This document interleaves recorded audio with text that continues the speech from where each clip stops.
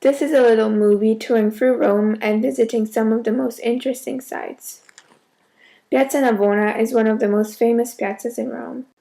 It was built on the site of the Mission Circus, which is similar to the Circus Maximus. In this piazza there is a church by Borromini, which was designed in 1657. In the center of the piazza there is a fountain known as the Four Rivers Fountain by Bernini. The four rivers depicted are Ganges, Nile, Danube, and Plate, which should symbolize the four continents: Asia, Africa, Europe, and America. The Church of St. Ivo, located in the courtyard of the old university, was designed by Bogomini. Present in the Church of Sant'Agostino is the famous painting by Caravaggio known as the Madonna of Loreto, dating from the 17th century. The Trevi Fountain was designed by Nicola Salvi in 1762. It depicts the ocean. Legend tells that if you throw a coin over your shoulder into the fountain, you will once more return to Rome. The Capitoline Museums are the oldest public museums in the entire world. The statue of the mounted rider in the center of the piazza is of Emperor Marcus Aurelius. It is a copy, the original being inside the museum. Inside the museums there are artifacts even dating back from about the 15th century. Some include the Greek-Roman bronze statue Boy with Thorn, the beloved Etruscan bronze sculpture of a she-wolf suckling twins, Romulus and Remus, the Capitoline sculpture Venus, the small statue of baby Hercules strangling a snake which was sent to kill him, and the beautiful statue of a small girl holding a dove. The Roman Forum stretches out between the Capitol Hill and the Colosseum. The Roman Forum is an enormous site filled with excavations, like the Curia, which was the old Senate house of Rome, the Temple of Caesar, which was erected by Augustus in 29 BC to commemorate his precedor Julius Caesar. Next comes the umbilical stone, which was set up to mark the center of Rome. Close to it stood the golden milestone from which all distances to or from Rome were measured. The Arch of Septimius Severus is a triumphal arch dedicated in AD 203 to commemorate the Parthian victories. The Temple of Vesta is a round temple dedicated to the goddess of the hearth. The House of the Vestal Virgins stood next to the Temple of Vesta, which was there where women like nuns lived. The Arch of Titus was built to commemorate the dead Emperor Titus and his achievements.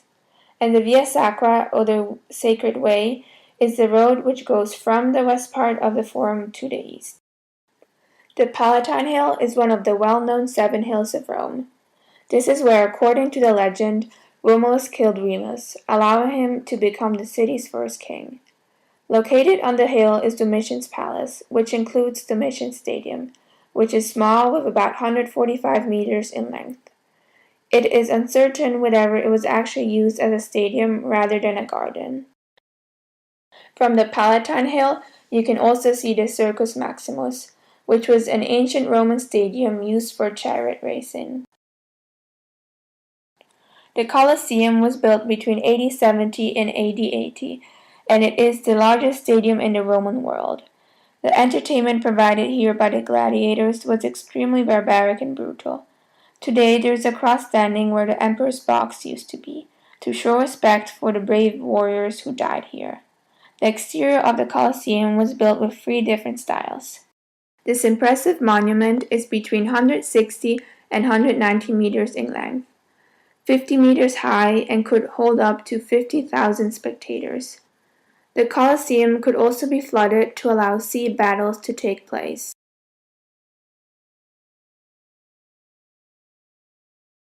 St. Peter's Basilica is probably the most impressive and important church in the world. Architects who helped design this masterpiece include Raphael, Michelangelo, and Bernini. The Piazza of San Pietro is in front of the church and has 2 fountains and an obelisk. The church is over 210 meters in size and contains a sculpture by Michelangelo called Pieta, the bronze statue of St. Peter, St. Peter's chair, and the baldacchino with St. Peter's tomb lying beneath it. The dome of St. Peter's is the best example of Renaissance architecture, designed by Michelangelo. Ara Pacis means altar of peace and was built to celebrate Augustus's settlement of peace in the Western Empire. It was later used by Mussolini for propaganda for the fascist movement. Carvings on the monument include some known people like Germanicus and Drusus.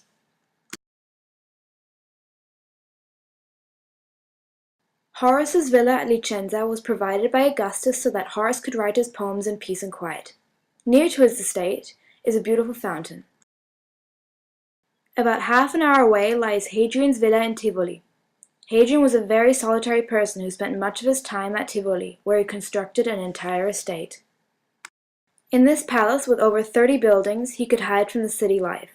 The Poikile is a large walled garden at the entrance of Hadrian's villa, containing a pool. Hadrian had two sets of baths, the small baths and the great baths. Hadrian possessed his very own circular temple for the worshipping of Venus.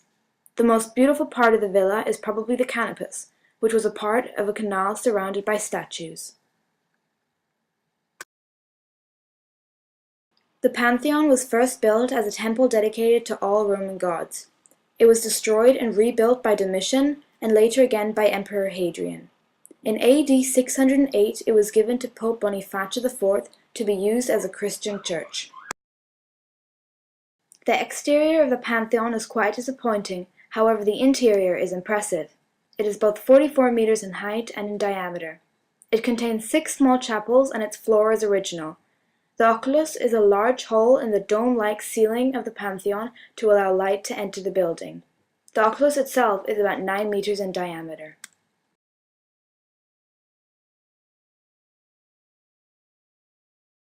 In the National Roman Museum stands the Boxer of Quirinal, which is a Greek sculpture from the 1st century BC. It is particularly beautiful and realistic.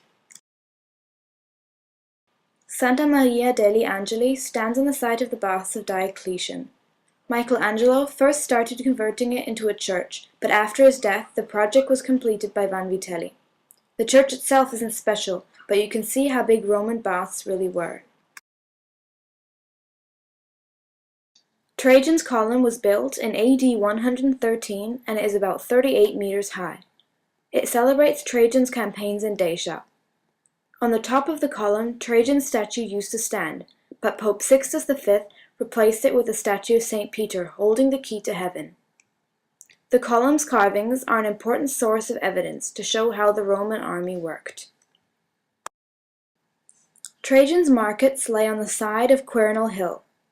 They were first opened in AD 110 to commemorate Trajan's reign. The Via Biberatica is a street where Roman traders sold their wares. In front of the markets you can see Trajan's Forum.